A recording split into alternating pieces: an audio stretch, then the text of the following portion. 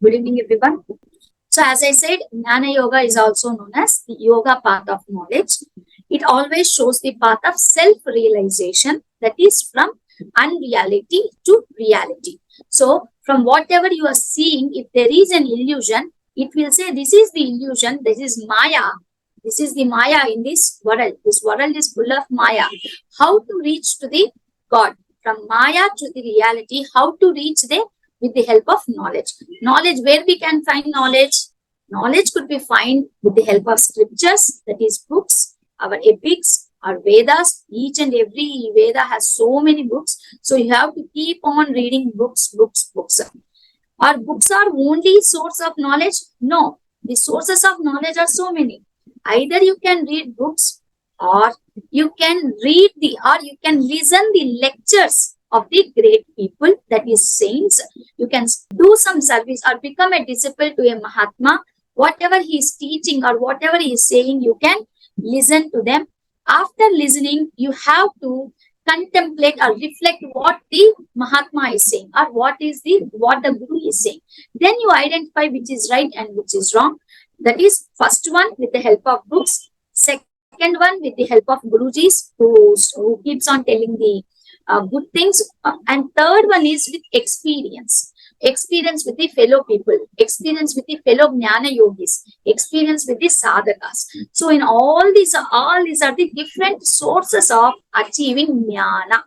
How to achieve Jnana? Different sources are there, either by reading, or by talking with other people, or by listening to the other people's stories, or by listening to the philosophies. So here the main technique is contemplation and meditation, that is reflection of what we are reading or what we are listening. In general, as I discussed, Jnana Yoga is the very difficult path out of all the 6 paths, and it requires strong will and determination.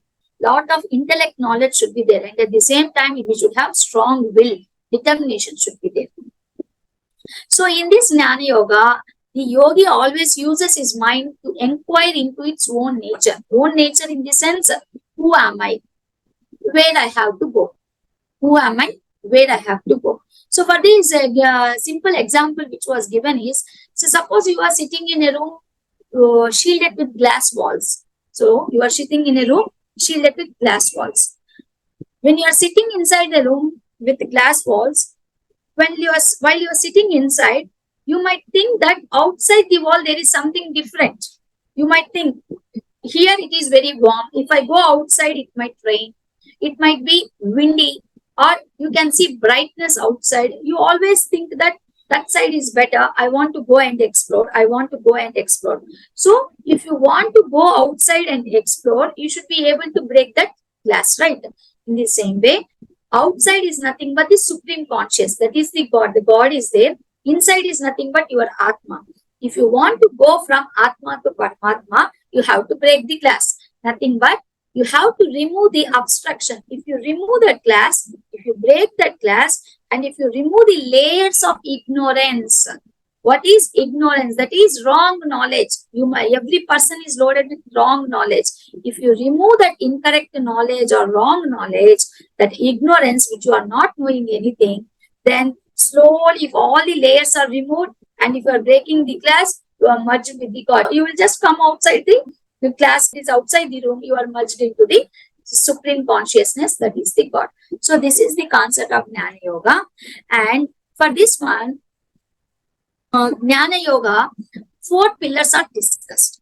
These 4 pillars of Jnana Yoga are known as Sadhana Chatushtaya. Sadhana means practice. Chatushtaya means 4. So 4 sadhanas are given in the Jnana Yoga practice. And also this sadhana chatushtaya is also called as the qualities and qualifications required for success in the study of Vedanta. If a question arises in this way, what is known as, or what are needed, or what are the qualities required for the success to study Vedanta, it is known as sadhana chatushtaya. What are those 4 sadhana chatushtaya, or 4 pillars or 4 sadhanas to know the knowledge?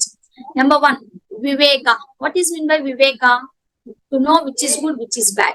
which is real and which is unreal, which is permanent and which is impermanent.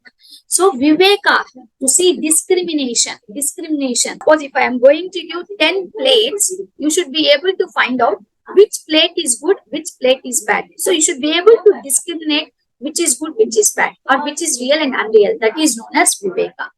So second one is Vairagya.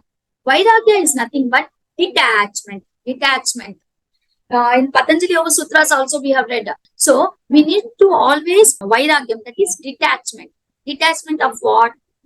Actions of the result. If you are doing some action, you might expect a result. You should be able to detach that expectation. So if you are always having expectation that if I am doing good thing, I should get this, you will have that expectation. Every human being will be having expectation. Now you are listening to my class. My expectation is you will be listening to the class, and your expectation is that I will be taking the class. And what is your expectation to join this class? To pass YCB. And what is my expectation to teach this class? To share my knowledge, and at the same time to get my salary, or to get my whatever I have teach, I will take some donation. So every person is having that expectation of each and every action. What Vairagya is saying, you should not expect anything from your action. If that is done, that is the second pillar of the Jnana Yoga. But it is very difficult. That is, we should not have any desires. So that's why it is said that this detachment should be consciously practiced. You should know, I am doing this action, but I am not bothered about the result. I am taking the class. I am not bothered whether you are going to pass or not. I am going to take the class, whether you are going to hear or not. So that absence of desires must be there, and at the same time you should be very much conscious of what you are doing. That is the Vairagya. And the next one, third one, Shat Sampatti. First one Viveka, second one Vairagya, the third one Shat Sampatti. Shat means 6, Sampatti means our values. What are the values to be held by the practitioner who follows the Jnana Yoga? So this Shat Sampatti, 6 qualities. What are the 6 qualities? Sama, Dhama, Uparati, Titiksha, Shraddha, Samadhana. What is meant by Shama? Calmness. The practitioner should always be calm. Calm in the sense, no rest. The mind should not be agitated. The mind should always be in restful state. That is, resting of the mind steadily only on the God. Our mind should not think about the worldly pleasures. Our mind should not think about worldly knowledge. In the sense, what is that person doing? What is this doing? What is the effect of this? How, when it is going to rain? When I am going to have food? So your mind should not constantly think of outside world. Your mind should rest on the God, that is the Brahman, detaching ourselves from all the sensory pleasures.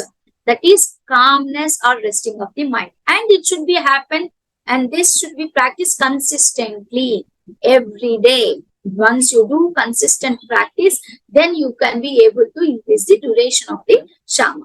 That is the calmness. Second one, self-control.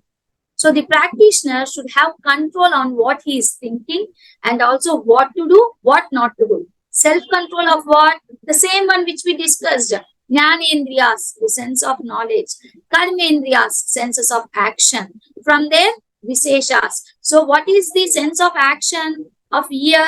To listen to music. What is the sense of action of our tongue? To have good food. So Visesha is nothing but having good food, listening melodious music. So you should be able to control all the 5 senses. Third one, Uparati, that is self-withdrawal or detachment. So here the mind is, you are trying to control your mind or stop your mind to not get affected by the external world of object. Suppose you are sitting very calmly, you are doing your meditation, you are trying to concentrate your mind only on the Brahman, you are thinking how to meditate on the God, you are trying to merge yourself in the God. Suddenly a bomb blast happens. Suddenly, here some bomb blast happens. Even though if it has happened, you should not run away saying, I have to save my life. That's why by hearing the sound, I have moved from this place and I stood up from this place and went to another place. So you should be seizing your mind from the external world of objects. Titiksha, patience, endurance. developing a state of mind that allows all the difficulties which you are facing. See, this is a very difficult path. You might be getting so many difficulties, so many complaints will be there, so many problems will be there. Whatever problem you are getting it, either face it or leave it. So that patience should be there. That is known as titiksha. Fifth one, Shraddha. Faith and sincerity should be there in the practitioner. Faith, nammakam, sincerity. Always be sincere in your deeds. Whatever doing, do it honestly. That is, whatever you're reading in the scriptures, have trust in that scriptures. Don't ask why Rama has said like this, why Valmiki has written this story in this way. He could have written in another way. Or is this story true or false? So like that, you should not have any questions.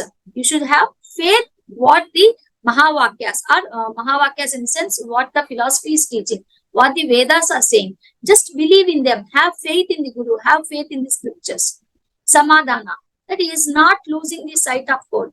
Sometimes you might be going to the nearest, the peak of the mountain is here. You have traveled up to 90%. Only 10% is there. Since you are traveling from the lowest valley to the highest valley path, you might see some clouds. By seeing clouds, you should not lose your patience. You should not think that, I have reached up to here, I could not see the peak, let me go down. I can't go. The tendency of the human being is that he will walk up to some point, but because of some obstacle, not seeing the goal, because the goal was not seen.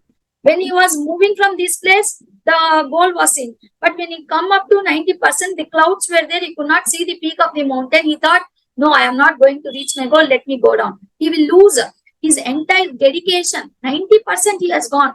If he tries for little bit, that 10% he can overcome and reach the peak. So this samadhana, that is not losing the sight of God. These are the 6 qualities of the practitioner. Last one is the mumukshatva, that is yearning for freedom. Freedom from what? Freedom from sufferings, freedom from attachments, freedom from responsibilities, freedom from egoism, that is, this is my body, this is my mind, I am the person, I am great. So all these things, it is freedom from all the ignorances. This is known as mumukshatva. So in short, what are the 4 pillars of the Jnana Yoga? The 4 pillars are Viveka, that is knowing the difference between good and bad. Vairagya, that is the detachment. Third one is the Shat Sampatti, that is the 6 qualities. Shama, Dama, Uparati, Titiksha, Samadhana and Shraddha. And the 4th one, Mukshatva, that is yearning for freedom. So again, if you see Vairagya, this detachment, initially it will be very weak. Manda Buddhi in the sense, first you wanted to practice detachment. In the first phase, you were able to overcome a little bit. So first time, detachment of a particular action, it was okay. Second time, you overcome a little bit more. Third time, here, simple example here to understand Manda, Madhyama, Tivra.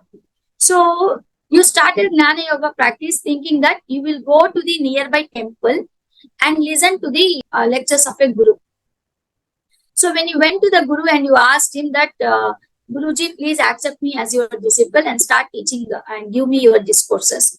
First time, the Guru might say, I don't know who you are, what are your qualities and all, so I'm not going to take the class. So this person, what I would think is, why this Guru is saying he won't take any classes, he won't teach me. Let me, okay, come next time.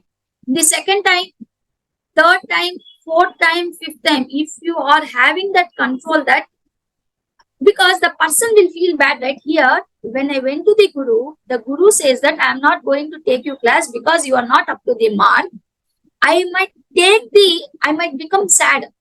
I might think that why this Guru is insulting me, he is saying I don't know. Yes, I am agreeing, right? I don't know. That's why I want to hear from you. That's why I want to learn from you. But he is not at all ready to take me as a disciple. What is happening is when no, I don't want to go to this Guru. Let me go to another Guru. That is not the right way. Initially, your detachment, you should detach yourself from what the Guruji is saying. The Guruji is trying to insult you, he is saying something to detach your mind. Then slowly improve the detachment level, that is from Manda to Madhyama to Tivra. In the same way, Mumukshatva, desire for liberation, Manda, Madhyama and Uttama. So these are the 4 pillars of the Jnana Yoga. Next come, while the practitioner should have all the 4 pillars of the Jnana Yoga, he should also practice those pillars in 3 forms or in 3 stages. Shravana, Manana, Nididhyasana. You should always remember this. SMN. An important question. SMN. Shravana, Manana, Nididhyasana. Shravana means hearing. Manana means repeating whatever we have heard and trying to understand. Nididhyasana means concentrating on that one, doing meditation of what you have heard. That is absorbing that knowledge. Shravana, you are hearing. Manana, you are trying to understand, analyze. Third one, Nididhyasana, you are absorbing that goodness. So, these 3 core practices, so each and every four pillars, right? While following the 4 pillars, you should practice in each and every pillar Shravana, Manana, and Nididhyasana. So, as I said, Shravana means to hear, experiences sacred knowledge via reading, discussing ancient texts, engaging in philosophical discussions with a guru or teacher. Usually, Jnana Yogis study Upanishads and Advaita Vedanta. Whereas Manana reflection, to practice Manana, that is reflect yourself. The student reflects upon and contemplates what they learned in Shravana. Nididhyasana, meditation. The yogi meditates on inner self. And also, he starts, keep on revising the Mahavakyas, whatever the Aham Brahmasmi. So, there are many Mahavakyas. So, the great sayings of the Upanishad, they keep on contemplating. In this entire process, so, Jnana Yoga, Jnana means knowledge. Another term for knowledge is nothing but wisdom, right? There are 4 pillars for Jnana Yoga, and in each and every pillar, you should follow the 3 concepts, that is SMN, Shravana, Manana, Nididhyasana, and at the same time, the qualities which we have discussed, Shat Sampatti, along with that, while going through each and every stage, while traveling through that pillar, while building your foundation in Jnana Yoga, every sadhaka should have subhecha, good desire to discover the truth. Vicharana, philosophical inquiry. The student questions, is this true? He contemplates, that is, he tries to understand and reflects the principles of non-dualism. He listens and then he questions himself, then he absorbs the knowledge and then he keeps on reminding.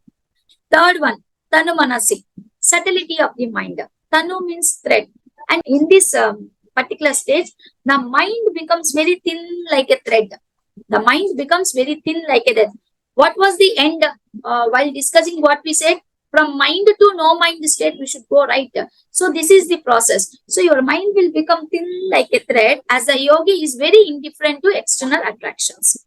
Fourth one, Sattvapatti. That is always increase the amount of sattva state. Sattva, that is karmas and desires dissolve and life begins to appear like a dream. That is, the yogi will be able to see all the 3 things equally, right? Then Asamsakti, inner detachment. The yogi becomes detached from the ego in the 5th stage. Whatever the ego, he has dissolved I and you, I and God. He slowly started detaching himself. Fourth one, Padartha Bhavana. That is the spiritual vision. In this stage, the yogi has an understanding of the absolute truth and the nature of the Brahman. The last one, where he merges himself to the Supreme, that is known as Mumukshatva, Turiya state. Last state is the Turiya, that is the Supreme Freedom. It is considered as the 4th state of consciousness. If you are reading Patanjali Yoga Sutras, there you will get this particular term, Turiya, Supreme Freedom. 4th state of consciousness, and it contains other 3 states, awakening, dreaming, and sleeping. So in this state, the yogi experiences non-dualism. Dual means 2. Non-dualism means only one. That is, the self merges with the God, which is known as spiritual liberation. So this is the end of the Jnana Yoga. Thank you, ma'am. Thank you. Have a nice day. Good night. Thank you, ma'am.